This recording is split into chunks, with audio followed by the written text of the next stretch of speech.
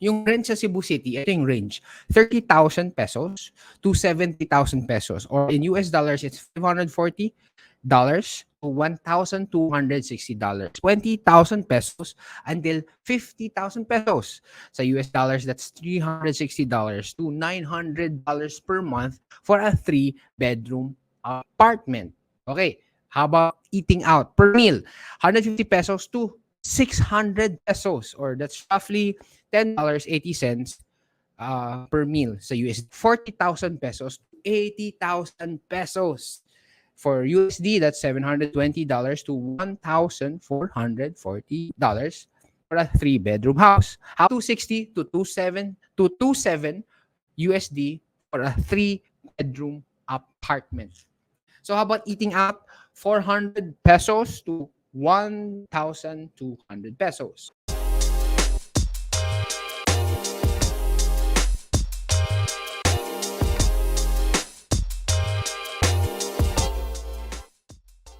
Here are the top 5 places to retire in the Philippines. Definitely, we have factors we considered in selecting itong 5.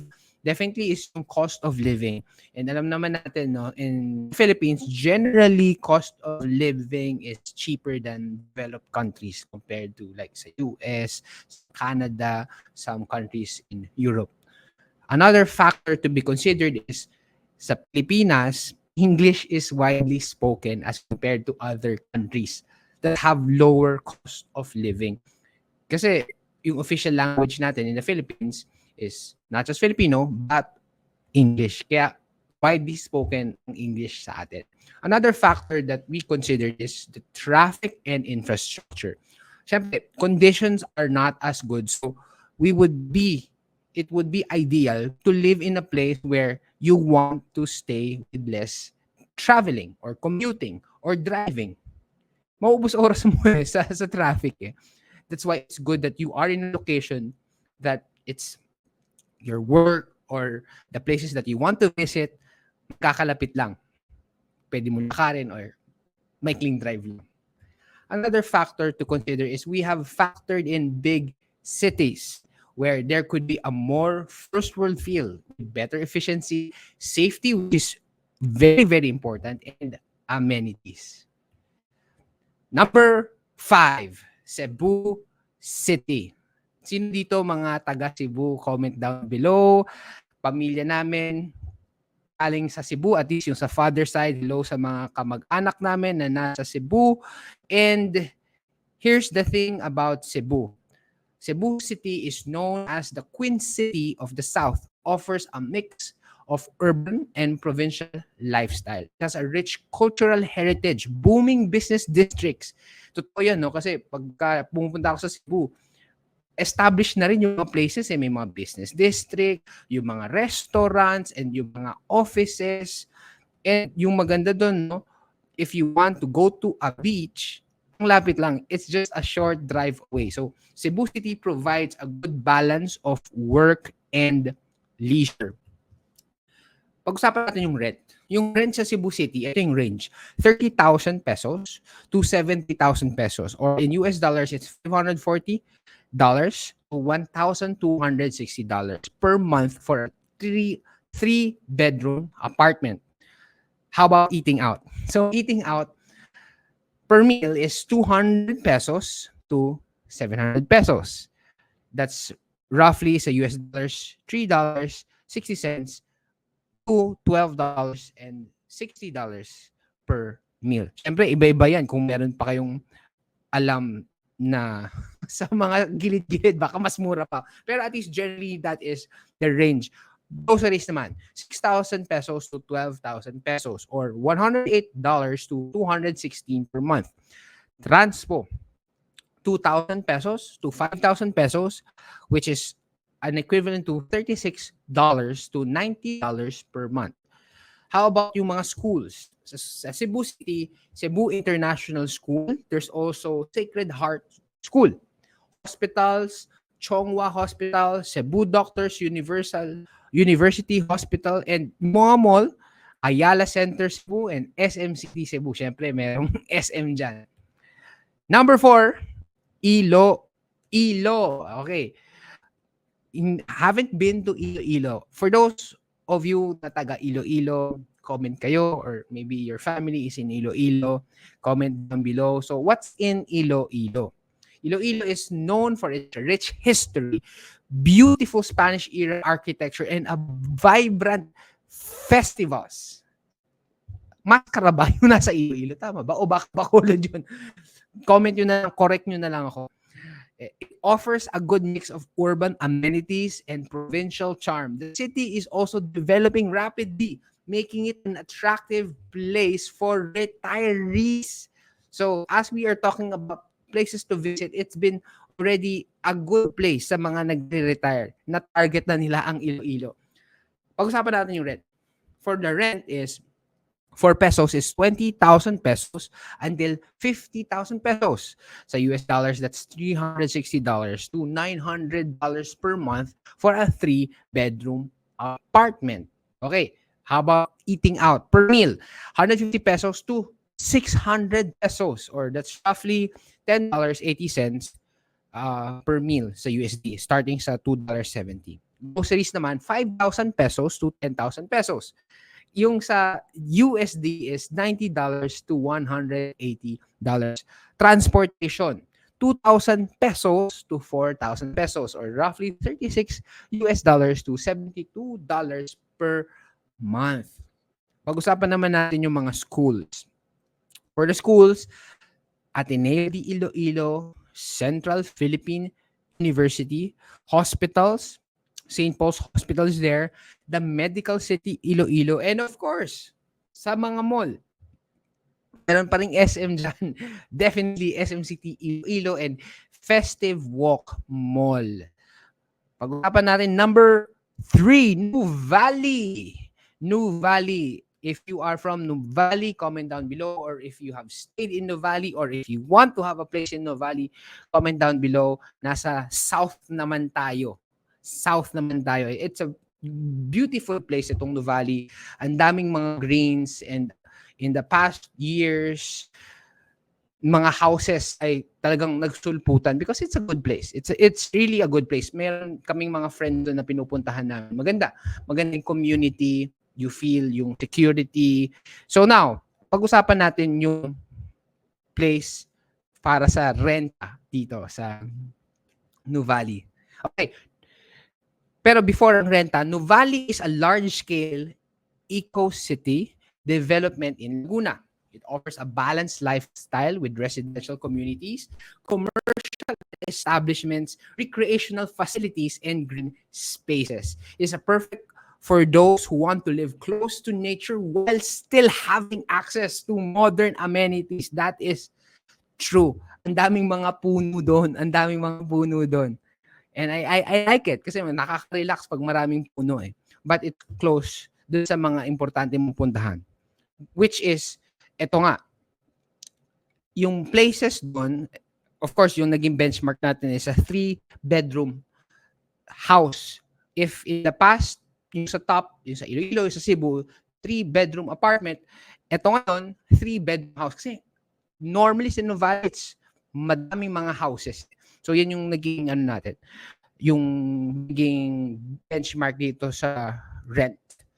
40,000 pesos, 80,000 pesos. For USD, that's $720 to $1,440 for a 3-bedroom house. How about eating out? Per meal, it's 300 pesos to 800 pesos. US dollars, magkano yan? $5.40 to $14.40. Okay. Groceries naman, 7,000 pesos to 12,000 pesos. In US dollars, $126 to $260 per month. Pero depende yan.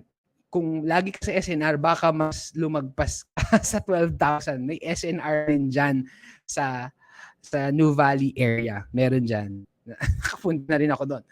Next naman is transportation. You just need to spend 3,000 pesos to 6,000 pesos, or $54 to $108 per month. Kamusta naman yung mga schools dyan? School in the Valley area, Xavier School in the Valley, Miriam College Valley, especially kung you're wanting a Chinese school. Ayan, may Xavier, may Miriam. How about hospitals? Quali Med Hospital.